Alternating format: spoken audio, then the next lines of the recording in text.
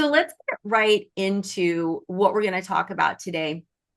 And I'm super excited because one of the things that helped me keep my mind focused when I was first learning Animal Reiki was not affirmations necessarily, but were the precepts, right? So when you learn, whether it's human Reiki or animal Reiki, and I think it's pretty much all schools, whether it's let animals lead or other schools of animal Reiki, you're going to learn the precepts. And the precepts are for today only: do not anger, do not worry, um, be honest in your work, or it could be great, be grateful. Also work diligently, or that one could be swapped for be grateful too. They change, but usually, like for simplicity's sake, the ones I use are for today only: do not anger, do not worry, be humble, be grateful, and show compassion to yourself and to others. And what the precepts did for me is I could recite those as a mantra when I was sitting down with a dog or a cat or a horse or whoever the animal was, and keep my mind focused. But the really wonderful thing about that, about using the precepts as a mantra, is when we use something as a mantra, and that's just a repetition of sound, right? So if you're saying, for today only, do not anger, for today only, do not anger, it not only keeps your mind focused, which is good, but also it helps to reduce your anxiety. It helps to reduce depression, stress, blood pressure. Now, when we're talking about the real measurable effects like depression and stress and blood pressure, we're usually talking about mantras where you're doing a more sound like om or ah, or like another one that Kelly and I really like is the green Tara mantra, which is om tare tu tare ture soha. And you say that. And so you can do whatever you want as a, I think as a mantra. I think there's, what is it? Hare Krishna, and then Hari Hari. God, I can't remember that one, but there's a lot of them that you can find on the internet. But if you want to keep it simple and you don't like the sound of your voice, which I know when Kelly and I teach the level 2 class, we do chanting, and we do chanting of mantras, right? So Chokure is O-U-A ki. So you chant it O-U-A ki. And a lot of people don't like that. But what mantras and chanting does is it stimulates your vagus nerve. So when you stimulate your vagus nerve is tied to your parasympathetic nervous system. So by doing mantras that have sound, you're actually stimulating that vagus nerve, which is then helping to reduce depression, stress, blood pressure. You can even hum. If you like humming is kind of a way to use as a mantra. So if you want to sit with an animal and you want to keep your mind focused and you want to bring kind of a good feeling to your body, you could just go, whatever you want. And so that in itself is a really great tool just to kind of bring peace into your body. So for me, the mantra was the precepts, and that helped not only keep my mind focused, right? Because my mind wanders, told you guys many times I have ADD, kept my mind focused, but it kept my attention focused as well off the animal. Because when you're first starting off, and even now, I just did a session for 2 dogs. Even now, you find yourself looking at the animal, right? And kind of moving your focus towards them. But the power really lies in keeping the focus on yourself. So when we say the precepts or a mantra, we're really kind of bringing our attention to our voice and keeping that mantra going, right? And even if you sit in silence, you say the mantra 3 times, like let's say we'll do all is well, all is well, all is well, all is well. And you sit in that space with it. If your mind starts to wander, you just come right back to it. So affirmations, mantras, they really kind of bring our attention back. And what does it do? It brings us inward. And in the let animals lead method, that's a very, very powerful place to be. We want to keep our attention going inward, because when our attention goes inward, our calm energy goes outwards. So mantras are great and affirmations are great, right? They're great on their own. So with affirmations, those are positive for us because they really help boost our ability to solve our problems. So like, let's say you're sitting with a dog or a cat or a horse or whatever animal is stressed out, and you're repeating the mantra, all is well, or you are safe, you are loved, all is well. So, what is that doing for you? That's actually helping you to get into that energy of, you know what, all is well, and there isn't a problem in this moment. There is no problem, right? Or if you're like, all is well, all is well, all is well, and you start to really feel that in your body, you start to realize that, when you look at your problems, really all is well. So if even for your own personal problems, all is well can be really effective and really powerful.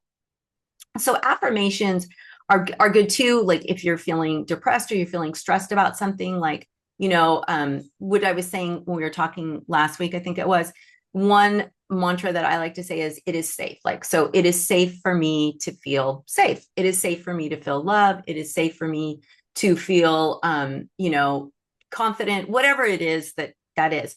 And what affirmations do is they help build your confidence.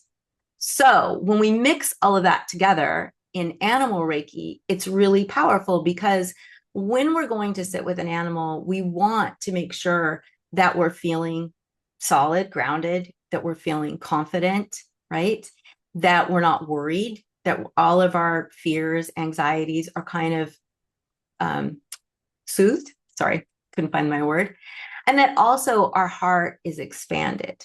So that's what affirmations mantras can do for us, because just of the power of what they are, right? So if we're doing chanting in level 2, that mantra, what we have to do first is we have to breathe in deep into your body, into your belly, which this is true with any type of mantras. You always want to breathe in deeply into your belly, expand your belly, and then on the out breath, say the mantra. When you're breathing into your body, into your belly, you are making that connection to grounded energy. You're making that connection to earth. So if you look at your belly as a direct connection to earth energy, then you can kind of feel that tie. When I breathe into my belly, I'm feeling more grounded, I'm feeling more solid. And so that helps build your confidence. And now on the out breath, you're expanding out. So maybe as you're breathing out, it's going up through your heart, expanding your heart, and then expanding your mind. So our breath, when we're saying mantras, is really powerful and really connected. I know, Kelly, I've been talking for a while, and I do want to open this up to you. So if you have anything you want to add to that about mantras and about affirmations, I would love for you to share. Yeah, for me, the mantras are a way to keep my monkey mind busy while I'm trying to do my meditation. And I do better a lot of times when I have something to focus on, whether it's a mantra or a moving kind of meditation. And one thing I always try to make clear when I teach is that affirmations, the precepts are not affirmations. The Reiki precepts, they're written in such a way for us to do investigative work on ourselves so that we can let go of anger and worry. So if we try to turn them into an affirmation, we're sort of losing the whole idea behind those. But that being said, affirmations are very powerful tools for us. And I also like that you touched on you know, the power of the medita or the mantras or the chanting to calm us down, and the vibration itself is so incredibly it shifts so much, right? For me, when I do a practice and I'm doing my chanting, that vibration, I could feel it in my entire being. And so it's almost like, when I sit with Bo and he's purring away, right? It's that kind of beautiful energy of the vibration that expands and really, for me, shifts quite a bit. And if you have trouble sitting quietly, and just letting go of everything, which a lot of us do because we're all in our minds, right? It's a tool for us to really be able to focus on, either the affirmation or a mantra or chanting the precepts, whatever you want to do. Chanting the Reiki energy, the three symbol mantras in Reiki, you can chant those. So those are ways for us to just really be like, oh, there's something I can do to access the energy. And the beauty of Reiki, animal Reiki, is we have many ways to get to the same place. And so those are really important ones that we use. And I find really, for myself, really helpful and definitely makes a difference. Like I found a real difference in my practice once I learned that I could chant these primordial sounds or the mantra, the name of the symbols. That really enhanced my practice incredibly. Oh, yeah, definitely. I feel the same. I feel it's a really powerful tool. And you learn that in level 2, Animal Reiki. But it's a really powerful tool to feel it in your body, right? So that primordial sound. And Hmm. there's many studies on that that show that primordial sound is very powerful in our bodies, right? And very powerful for curing depression and stress and Hmm. anxiety. But I think that also, you don't have to know the Reiki. You could do Om. You can say Hmm. Om, which is a very powerful mantra and chant. You could say Ah, which Ah is a seed syllable. And we could talk more and more about this, but one of the chants that I teach, the element chant, that it starts with Ah. It's Ah, Bi, Ra, Un, Ken. Hmm. And Ah is a seed syllable that ignites your energy. So saying ah, just going and going ah, is a really powerful thing to do. So when you're thinking about mantras, don't worry about knowing like the level 2 that we know or anything. Just use a sound. And then, again, go on the internet, find something that resonates with you, because this is something Kelly and I both teach. If it doesn't resonate with you, you're not going to do it. Hmm. So find something that resonates with you, right, Cal? Yeah, definitely. And you know that Ah chant, I use the Ah chant in my Reiki boosts, that I do, and we use it as a heart opener also, because it That's a does that great too. one. Yeah, Yeah, it's a beautiful one for that. And it's simple. Anybody could do it.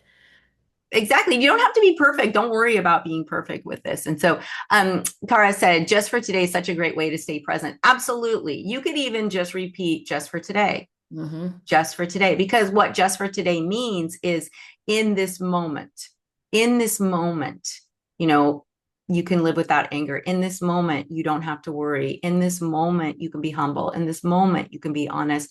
In this moment, you can be compassionate. So just for today is really powerful. And in fact, Kel, we should do a talk on the precepts soon, um, Hmm. because we haven't done that in a while. And the precepts are so powerful.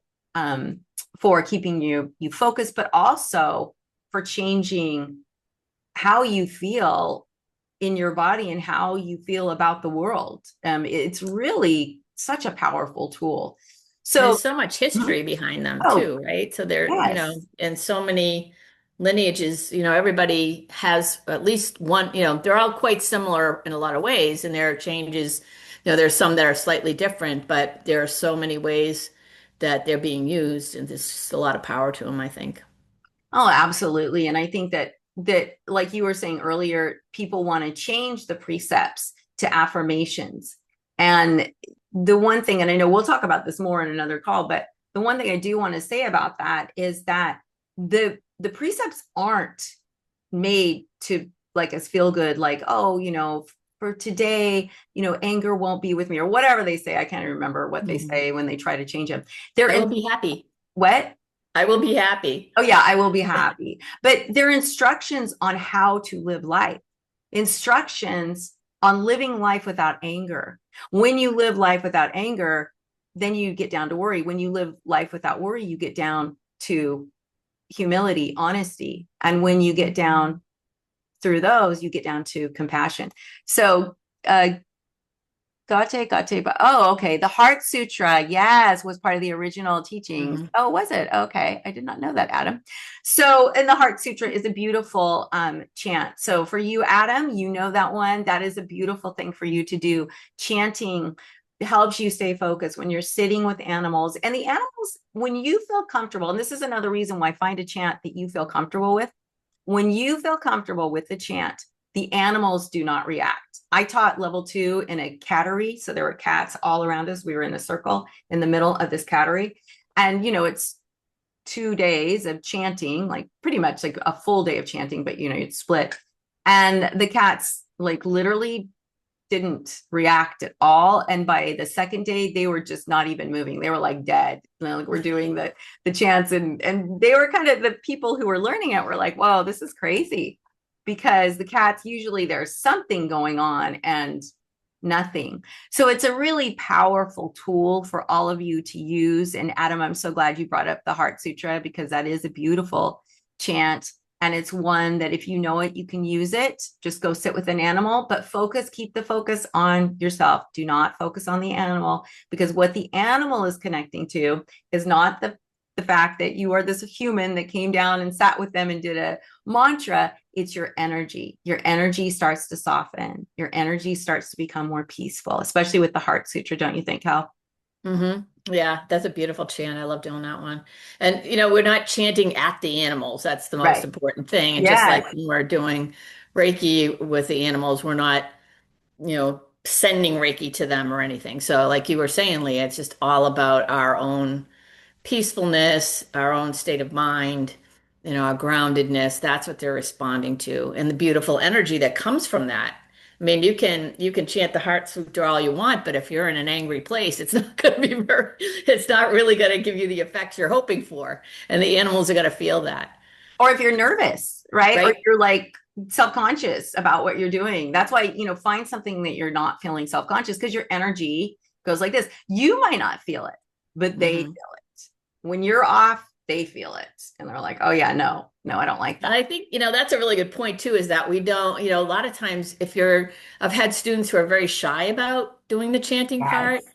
and they really want to do it. And I was that way in the beginning because I was kind of like, well, my voice is horrible. I'm not a singer, blah, blah, blah.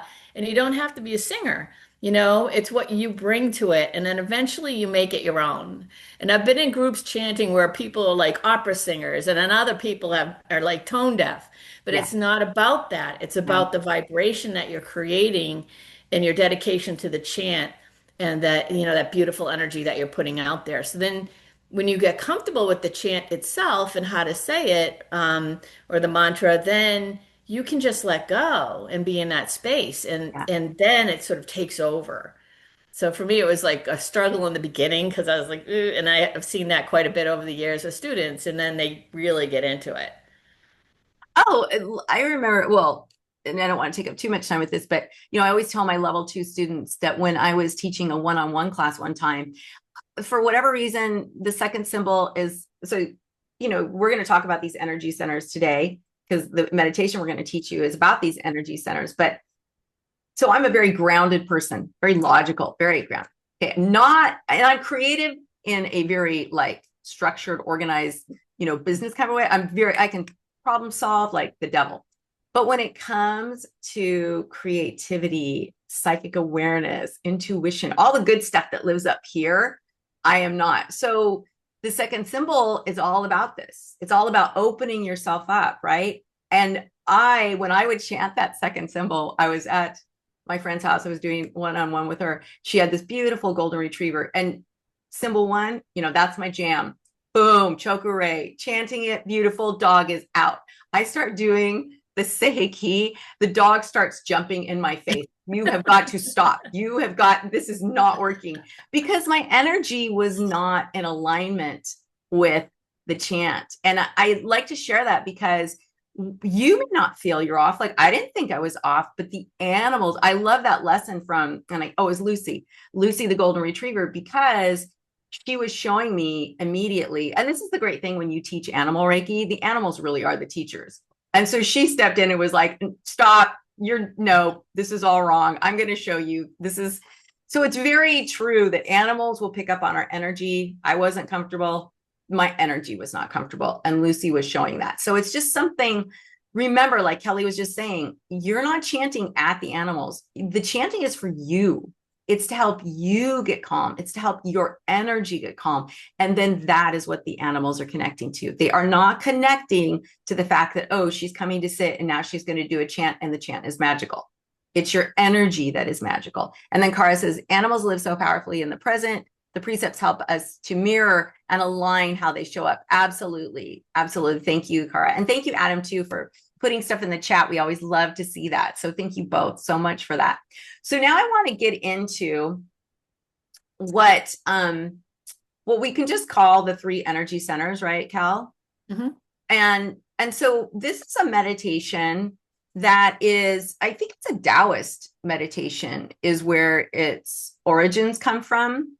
but it's basically where we're going to be focusing on our three energetic centers. And this is something that Kathleen teaches, Franz Stine teaches, Nicholas Pearson also teaches this, and of course Kelly and I and some of the other Let Animals Lead teachers. But what we're going to do with this meditation is we're going to focus on our belly. And so your belly is called in Japanese your hara, or you might know it as your dantian. But it's your hara is your connection to earth energy. It's your connection to your original energy, right? So it also represents safety, stability. So the hara is really powerful. That's why whenever we're doing meditations in this, space, I know in Kelly's Reiki meditations that she does on Fridays, you're going to be breathing a lot into your belly. And the reason for that is that's how you bring stability to your body. And then our heart is our next energy center. So our heart is all about our compassion, our love, our emotional connection, right?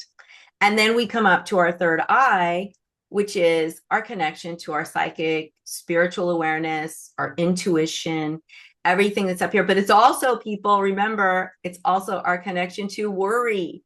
It is our connection to anxiety. So this third eye can actually really mess us up. In fact, I was listening to this one teacher, I might have mentioned this last week, and he was saying, if you open up your third eye, without doing anything else, everybody wants to open their third eye. Well, he said, expect trouble. Because we open up our third eye without grounding. And guess what? Boom, we're not ready for all the stuff that could come in through our third eye, right? You are opening yourself up to a lot of emotion, a lot of stuff that you might not be ready for, which is why we always start with our hara. So you can just call it your belly. You don't want to call it your hara. So your belly, your hara, your heart, and your third eye. Also, if you're into chakras, which I don't really know the chakra system, but we can also do, what is it? The bottom three chakras are the hara, and then your heart, your throat are here, and then the rest, the one above, and the one here, right, Cal? Would all be. Yeah, I always think the three on the bottom, and then the heart kind of stands alone, and then the other three, the Oh, the third throat. eye, the throat, But and the then there's crown. one above your Yeah, but head there's too. now Yeah. outer Yeah. So chakra. so anyway, it's the same kind of energetic system, because if you look at the chakra system, the bottom three are all about rooted, being grounded, and then you've got your heart, and then the others are more about up here. So when we're talking about, and then I'm going to let Kelly walk us through this, but when we're talking about these energy centers, when we focus on them, when we bring our focus to them, then we're bringing in the power of them. So if we focus on our belly and we put our hands on our belly, we can start to feel, oh, I feel really stable. I feel grounded, right? You breathe into your belly, start expanding your belly. You feel that connection, that power of stability. And you bring your hands up to your heart. Oh, this is like a natural thing for us to do, right? If we see something we really love, sometimes it's really not, oh, I love that. I mean, at least I do. You put your hands to your heart right here, right? Now, our third eye, we don't touch as much, but it's something that we're going to do. We're going to touch up here today. But when you make that connection with your hands, especially, so for you human Reiki practitioners, putting your hands up here, right? We're starting to just heal. We're starting to let go, release all those worries, anxieties, anything that we might be carrying with us that's no longer serving us, right? What serves us is our pure intuition. So in Japanese, there is no separation between heart and mind. Kokoro is your heart and your mind together. And what does that mean? It means a perfect balance of wisdom and compassion.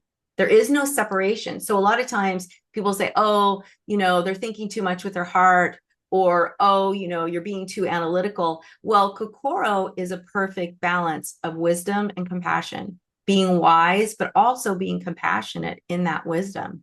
So we can make decisions in a very grounded way, right? So when we have balance between our heart and our mind, then we have a balance within us, and we're strengthened by our belly, our stability. So what we're going to do is, and Kelly's going to walk us through this, we're going to do a very ancient, and I'm pretty sure this is a Taoist meditation, But Kelly, I think what we'll do for this is we'll say all is well into the light. Fear. Yeah. Okay. Yep. So and maybe we should talk a little bit about why we use the light. Light is pretty powerful in a lot of different uh practices, right, Kel? Yep. Yeah. And the reason I love this practice is because we're creating a sphere of light. And so it's really sometimes very tangible when we're creating that light in our hands, and then we place it in each of those energy centers. We're going to do one for each one. And when that light goes within, we think of it just expanding out towards, out of our body, out into the universe, really, in the end.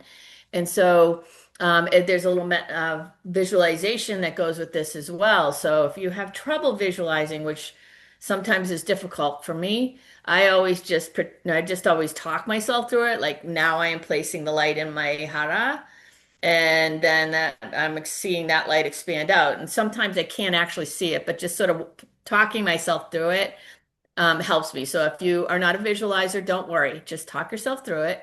And the more you do it, the more I think it just comes naturally, and you can see it in a way in your mind's eye. Think it's like you said, like we really talk through, like the whole meditation is about visualizing a globe of light, right? Hmm. And Yep. so you're kind of talking yourself through, okay, so there's a globe of light in my hands. And then we're going to do a practice in that globe of light. And then, you're bringing it to these different centers. But I think that too helps a lot. And which is why I really love this meditation, because it keeps you focused. It keeps your attention focused inward. But then the light, as you're bringing this light into your body, which, you're not bringing anything outward, we're imagining it, we are, but the light is already within you. You're Hmm. really, what these global lights are doing is igniting your own inner light. And then we're connecting these three energetic centers, which brings you a perfect balance within your body, right? So you have this perfect balance of I'm stable, I'm open hearted, and I'm wise, but I'm grounded. So it doesn't matter if something that's upsetting comes in my purview, because I'm grounded and I'm open hearted, and I can have compassion for whatever is happening, and I'm not taking it on. So it's a really powerful meditation for, if you believe in, like, protecting yourself. This is a great one to do that, because you're grounding yourself and you're being open. And when you're open, guess what? Nothing can attach to you. Everything goes through you, people. You don't have to sit there and go, oh, I've got to put up all these walls. Because guess what? When we put up walls, we're putting up walls to connecting to animals. But when we're open, right? When we're open, when we're the light, everything just goes through us. Nothing gets attached to us. And the animals, that's when they're not affected by human emotions and they're living their pure lives. That's what they're doing. They're just like, hey, I'm taking it, this happened. Oh, that was upsetting. Oh, it's over now. I'm past it now, right? So without further ado, because I know I blah, blah, blah, keep talking, I'm going to turn it over to Kelly. Kelly, I'm going to try and turn on some music while we do this. Let's see if it works. We'll see. I don't know. How long do you want the meditation? Let's do, I don't know, like 15 minutes. Is that too Okay. long for you? No, no, not at all. Okay, and where did my music go? I don't even know. I thought I had it. Let me get rid of this and see if my music pops up. Oh, there we go. Here we go. All right, so let's start the music. And is that too loud? I don't think so. I'll put myself on mute. And also, thank you, Kara, for the chakra system. For putting that out there for us. All right, so everybody just settle on in, and we're going to always start with a couple of breaths into the belly to help us be grounded. So just take a moment and breathe in deeply through your nose and feel that breath coming down to the belly. Allow your belly to relax and expand with the breath. And pause for a moment as that breath connects with the light within. And on the out breath, visualize yourself expanding that light in every direction. And this is just the beginning of what we're going to be doing here. So breathing in and out, feeling your shoulders relax. relaxing into your seat and quieting your mind with the breath. I want you to take 3 breaths here.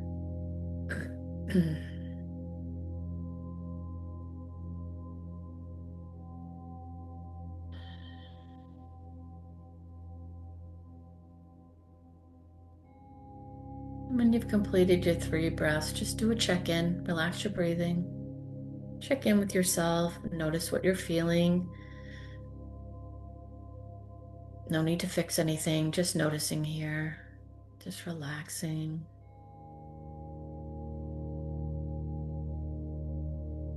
Feeling yourself quiet as you sit quietly.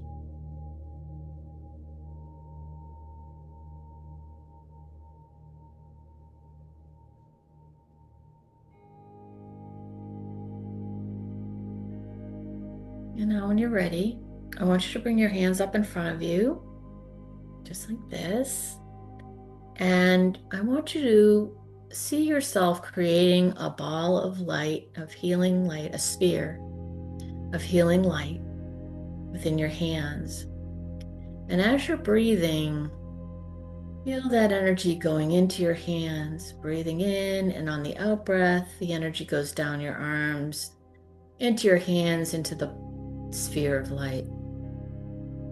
Every breath strengthens that sphere, and you can move your hands back and forth a little, kind of bringing them around as though you're holding a ball. And just notice what you're feeling. You may feel a little density between your hands or some tingling, and that's really normal. Maybe a little ball of light, maybe a big ball of light. And I want you to think of that light as whatever color feels healing for you.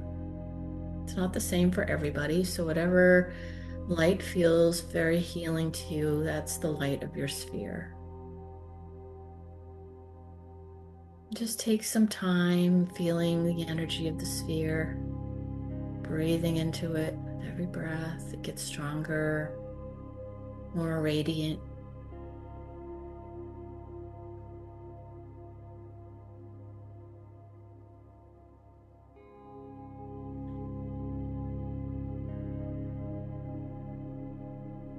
And now, when you're ready, I want you to bring your sphere up in front of your mouth, and I want you to recite "All is well" 3 times into your sphere. All is well, all is well, all is well.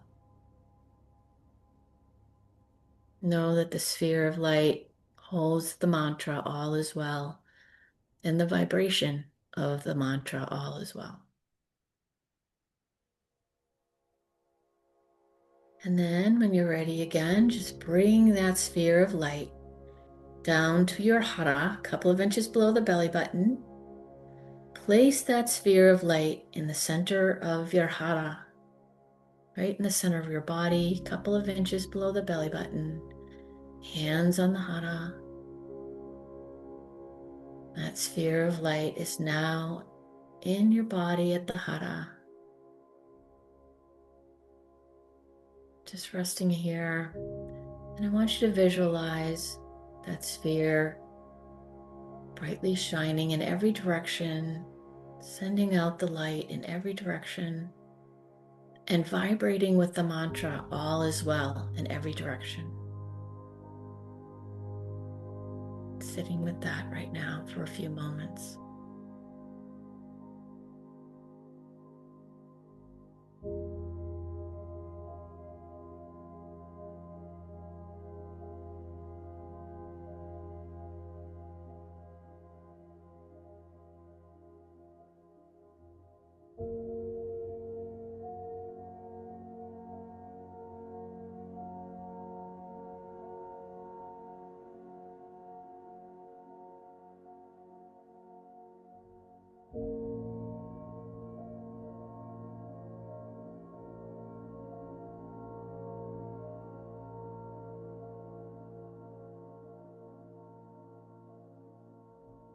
And now, taking a moment, we'll leave that sphere right where it is, bringing your hands up again.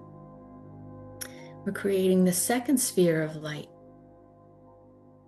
Again, just breathing the beautiful universal energy as it comes in through your crown and through your nose, travels down your arms to your hands, and creating that second sphere of light the same way you did the first. Can be whatever color again that's healing for you. Bounce your hands around a little bit to feel that sphere. Notice any tingling, wavy sensations, heat or cool. Maybe just pressure when you're moving your hands inward. And you may feel nothing at all, and that's fine too. Just know that it's being created with your breath.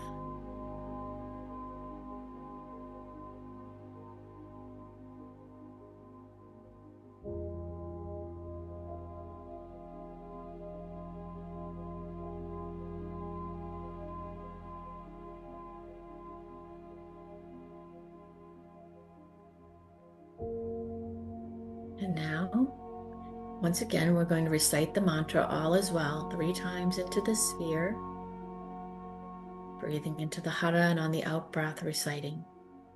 All is well, all is well, all is well.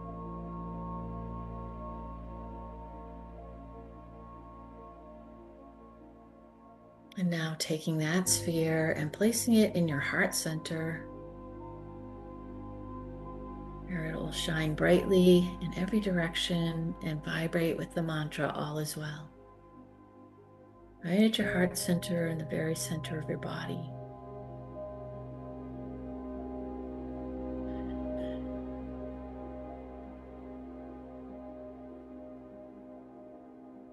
And sitting with that vibration again, and that light extending in every direction.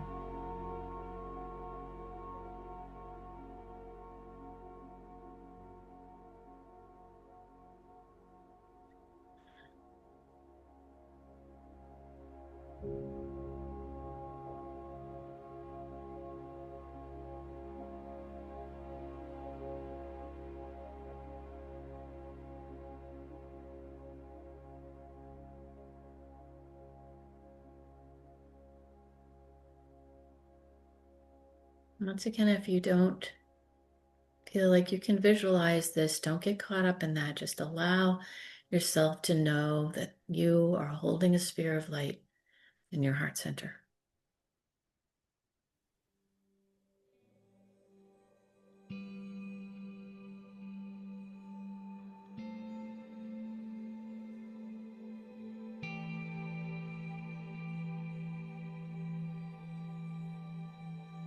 And next, bringing your hands up again for the final sphere. Creating that sphere of light again with your breath. Any color you wish.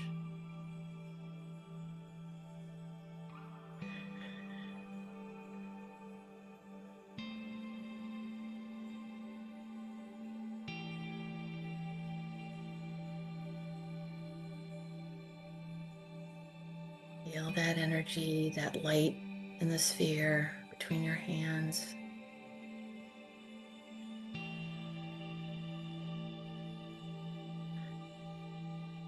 And again, reciting the mantra 3 times into the sphere. All is well, all is well, all is well.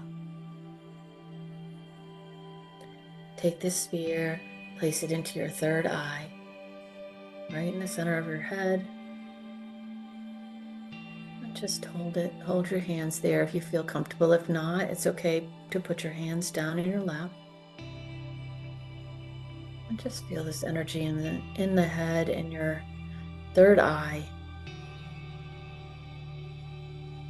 This gorgeous sphere of light shining in every direction and vibrating with the mantra, all is well.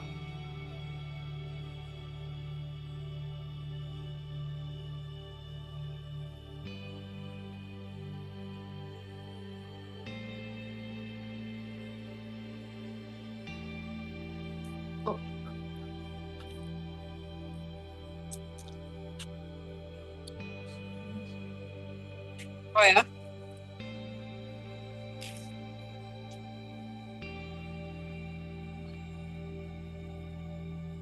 And now bringing your hands down, placing them in your lap.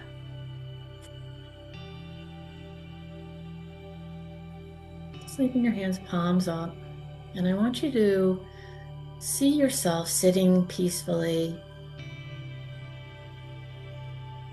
with the three energy centers, the hara, your earth energy, sensation of grounding, your heart, the energy of love and compassion, and your third eye, wisdom energy, the energy of the heavens and expansiveness. And now I want you to see yourself shining that light in every direction from each of those energy centers, your entire being vibrating with the mantra, all is well, and that mantra going out into the universe.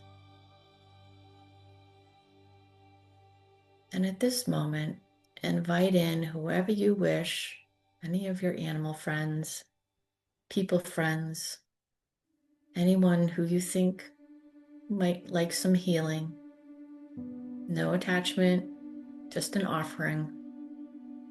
Bring them to mind now.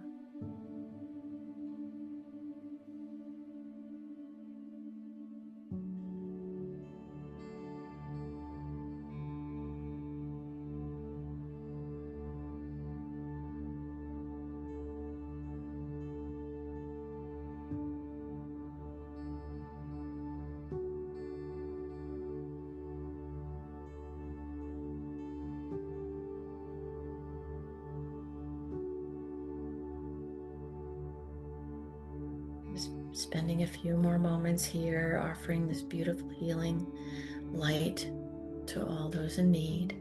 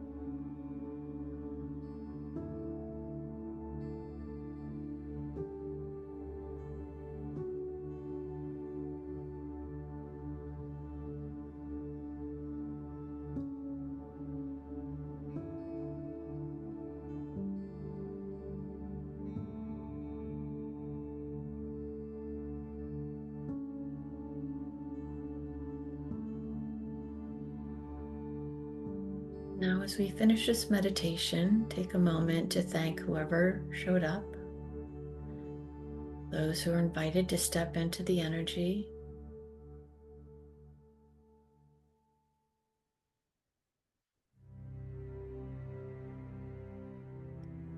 And I want you now to feel that light that's been extending outward, that mantra, the vibration that's been extending outward in each of those energy centers to come back to you. Feel it come back and nourish yourself with the light of the hara, the heart, and the third eye.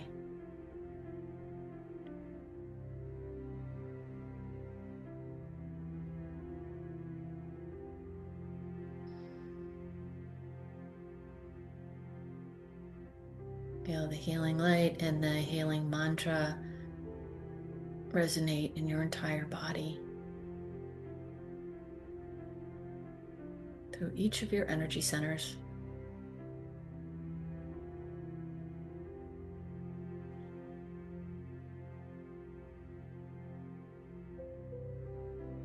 And bringing your hands together in gratitude.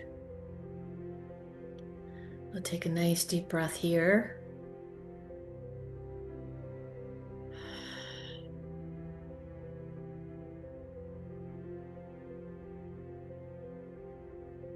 And when you feel feel ready, you can open your eyes.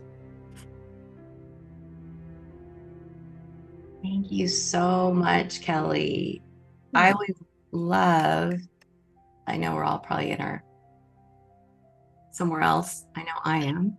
I would love to hear from some of you how that was for you, or if you have any questions about it, like how to do it, or anything you want to share really about this practice.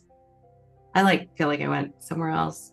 I will say what I really love, because I wasn't taught this, was how you brought the light from yourself through to your hands to the globe. I thought that was really, really cool, because I think when I learned it, that's not how it was being taught. Did you learn that, or did you? I think I really remember it from another practice I had years Oh, ago, okay. and that, just breathing, the light I think it was more of a like breathing with your breath, but it just feels natural to go bring it in the body and Yeah, have no, it on my because hands. that's also reinforces that we're not getting something from outside. Hmm. Everything we need is all right here, right? Right? I love that. Thank you. That was so beautiful. And Robin said it was such a powerful meditation. I felt such pure and light energies. Yeah. Hmm.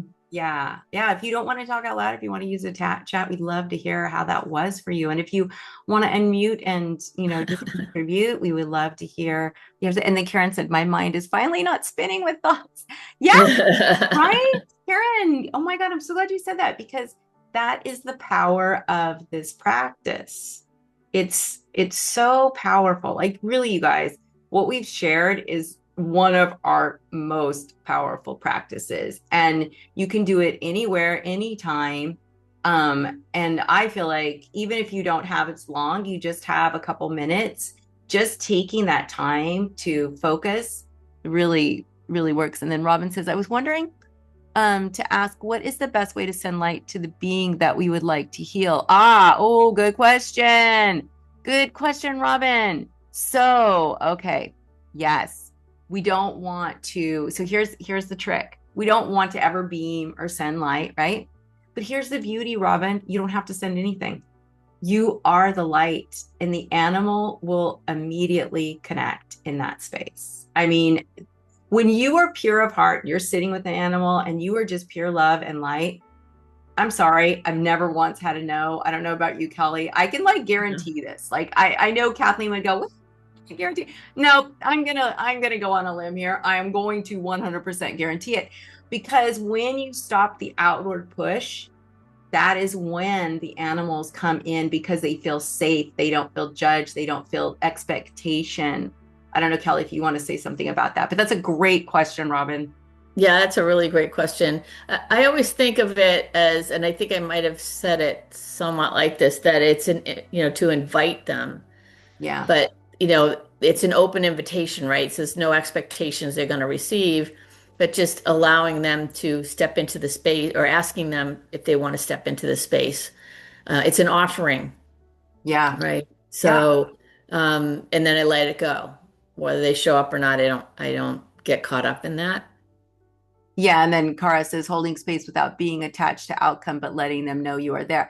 Yeah, Hmm. it's like an like in some of the psychology terms, an empathetic witness, right? You're there as just a witness. You're not there to change, to fix, to heal, because we're not healers. If we say we're healers, we have to say that we also fail all the time, because if you're going in to heal and it doesn't happen, then you're a failure, right? That's not what this is about. It's just about holding space and allow healing to unfold however that looks to the animal. It's not Hmm. for us to decide. So Robin says, so just Yeah. basically holding the space, yes, and Yes, that's inviting it. these beings to be present. Absolutely, Robin. And that's so it's such a great question, Robin, because I think you're fairly new to us. Is because it's a question everybody has, right? And we teach in a very specific way.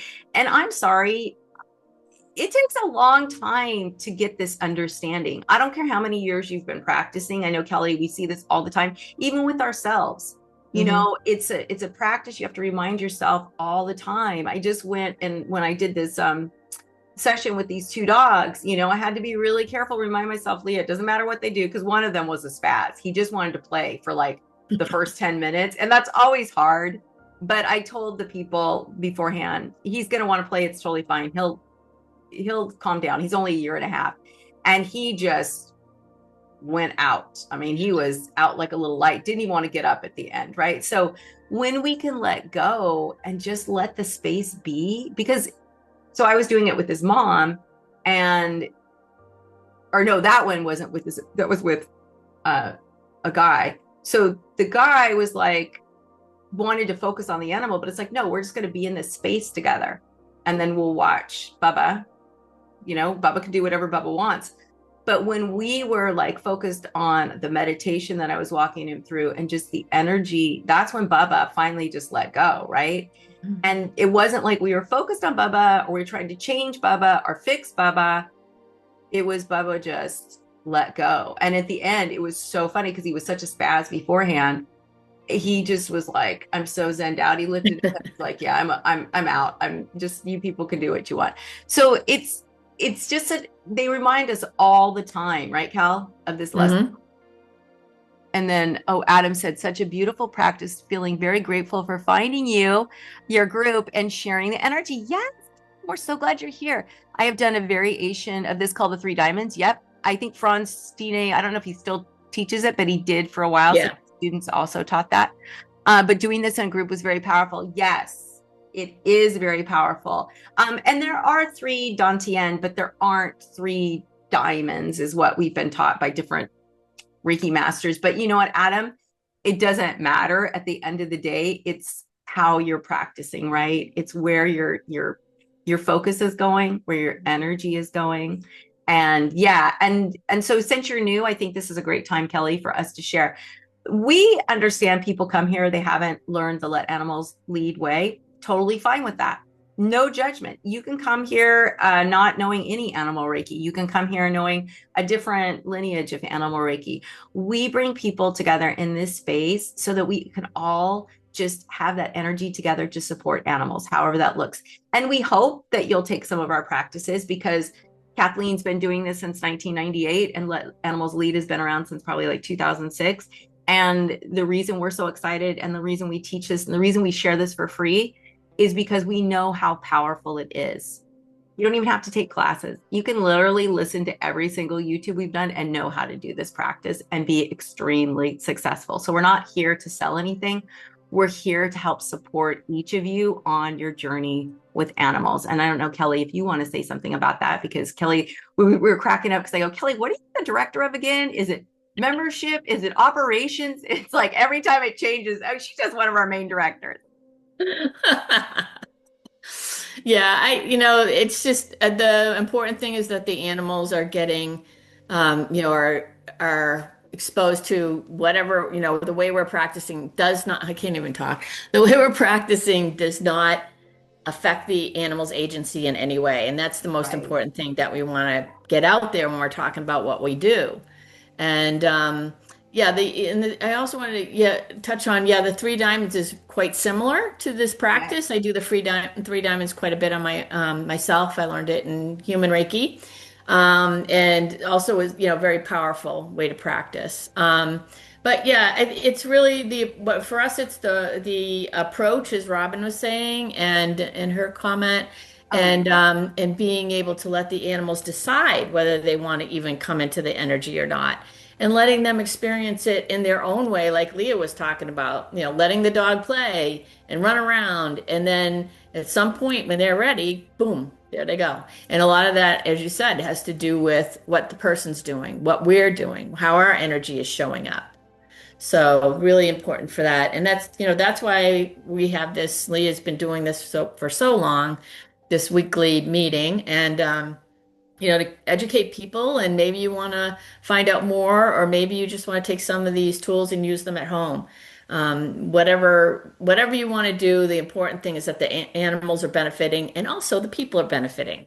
Oh, absolutely. I'm glad you said that. But yeah, it's like we just do this because, we don't get paid anything in Sarah, do we? We do this because we love animals and we love supporting people. And Kelly, I'm going to read some comments, but when I'm done, I really want you to share a little bit about, I think you have a Reiki boost coming up. So I'd like you to share a little bit about that since you're on the call and you usually aren't when you have those. So I love what Robin said. She said she knows about the Let Animals Lead, and that's why she loves our teachings and approach. And she says, I think it just takes a while to rewire the approach. Love your words. Mm. Oh my gosh. So I'm very lucky. I never learned I didn't even learn human Reiki before I started studying with Kathleen. So I didn't have to really rewire too much, but I totally get it. And I teach the Animal Reiki for Reiki practitioners class. So I have students that come in and they're very set in their ways. They're doing it this way. They're doing hands-on. They're beaming. They've got it. They know what they're doing. It's the right way. And literally by lesson 4, they're like, oh my God, this is so much more powerful. This is so different. This is like, it's life-changing. And it's when you start to learn and practice this, it changes. But I'm so glad you said that, Robin. Thank you so much for contributing as much as you have today, because it's something we all struggle with, something we all have to remind ourselves with. So, and then Kara says, right now, one of my heart dogs is in the vet clinic. I can feel the surrender within me as there are only questions right now. So it really landed all as well. Wonderful. Oh my God, I love that. What great timing. And T said, used to do the Gayatri Gayatri. mantra. And thanks for reminding me. It's very powerful. I will go back to it. Oh, yeah. I'm so glad, T. I'm glad this was a great reminder for that. And then Monica said, these weekly meetings are so powerful and valuable for me. So thank you, Leah. Thank you, Kelly. Yes, thank you so much, Monica. Monica's in Croatia. So I really appreciate her making time because it's late for her to join us. And I know for Els is here from Belgium. And so it's late for you as well. So thank you so much for joining us. And so I think next week we have Nicholas Pearson coming and joining us, talking about Kristen. I'm so excited. So I really hope you guys can make it. Don't forget, it's a special registration link to join. And then after that, we're going to have Taya Strom coming and talking about animal communication and having a business, and what happens when you are doing sessions, and just a lot of confidence building. But it not only applies to animal communication, it also applies to animal Reiki or anything you're doing with animals. So I'm really excited for her to come. And oh yeah, Joy, my cat Monkey enjoyed this evening too. Thank you, Monkey. And yes, thank you, Sally, for joining us. So Kelly, really quickly, before we come to the end here, I'd love for you to share a little bit about what you have going on. And we can put a link. Can you put a link in the chat, Cal? Just put a link to how to sign up for your... Yeah, it's Yes, Robin, animal communication and Reiki are really connected. But the thing I love about Taya, and this is what she taught us, animal Reiki is passive. Animal communication is active. So they can't really be done together, but they're really powerful separately. And we can have a whole conversation about that. But we can even talk a little bit about that. We probably will when Taya comes in 2 weeks. So I encourage you, Robin, do join us. Taya is amazing. If you do animal communication, you're going to love her. And then, yes, so Kelly put her website there. So Kelly, why don't you tell everybody what you're doing this Friday? Yeah, well, it's not this Friday. I am going to go on a retreat, so I'm so excited. But if I do have, if you sign up for my newsletter that doesn't load your box up, it comes out every other Tuesday. Then I have a little Reiki boost every other Friday. Not this Friday. We're picking up again on the 19th. And it's just a half an hour from 5 to 5:30 Eastern. And it's just a little practice, a little chat, a group of people getting together to just connect and be in the Reiki space together. And meditation space, you don't have to have Reiki experience. I walk everybody through it. And then got some classes coming up, level 1, 2, and 3 of Let Animals Lead. And then I have a workshop if you're local. I'm in Vermont. I have a fundraiser at the Little Red Barn Farm Sanctuary in October, which is a treat to be there. It's a 4-hour fundraiser. So beautiful place in the Little Red world. Barn. So amazing, so powerful. Those are the so things. Magical. Yeah. So, but do get on our mailing list, because you also do occasionally an animal Reiki meditation group too, right, Cal? Yeah, once a month I do a virtual animal Reiki practice for Let Animals Lead people. Okay, so be sure to get on our list if you're interested. And Kelly is an amazing, as you could tell. Thank you so much, Kelly, for doing the meditation. Thanks, Leah. So appreciate that. Kelly has a beautiful voice. She is so good at meditation. So I encourage you to do the Reiki boost. And like she was saying, she does practice the mantras during her Reiki boost. So it's just something to go. I have a friend who not into Reiki at all. And she did Kelly's New Year's Eve one and she absolutely loved it. So Kelly's a great teacher. I really encourage you to sign up and then take advantage of this because remember, it's free. We do so much for free because we do enjoy supporting you. Yeah. But don't forget next week, Nicholas, I hope Kelly, you're going to be here for Nicholas, right? I believe I will be. Yes. Okay, great. Oh, and then Elle said, my cats, oh, I don't have my glasses on. Wind, and Lilith. Lilith are very curious what's going on here. Oh my God, that's so cute. I love that. Usually animals are pretty. My dog was completely out she just got back from dog walking. Usually she's like all over the place. And she just climbed up on this little day bed I have in here and just went out during the meditation. So it was quite funny because she was barking when she came in and then she was like, oh, meditation time. So thanks for that, Kelly. Everybody next week, Nicholas Pearson. Week after that, Taya. And then after that, maybe we'll get into the precepts, Cal. I'll work it out with you and see if you can come. And then we can talk a little bit about that and give you guys some really powerful tips on the precepts, but also give you some great YouTube videos you can watch, like of Sensei Yakutin and Emoto chanting the precepts. And I think even Kathleen has a chant for the precepts. You can chant the precepts. Oh, yes. Oh my gosh. I have a little key to do it. So Kelly is so great. I love it when she joins us because she always fills in the spots that I can't fill. And there's a lot. So thank you so much, Kelly. I really appreciate you. And thank you all for being here. Thank you to everybody who's new for coming. We will see you again. And we hope that you enjoyed it and felt, loved and accepted here. So have a great night. Thank you, everyone. Thanks so much, Leah. Thank you, Kel. Mwah. Thank you, Robin. Thank you, Adam. Thank you, Elle. Thank you, everybody. Cara, thank you, everybody who contributed to the chat. And we will see you next week. Bye, everyone. Bye.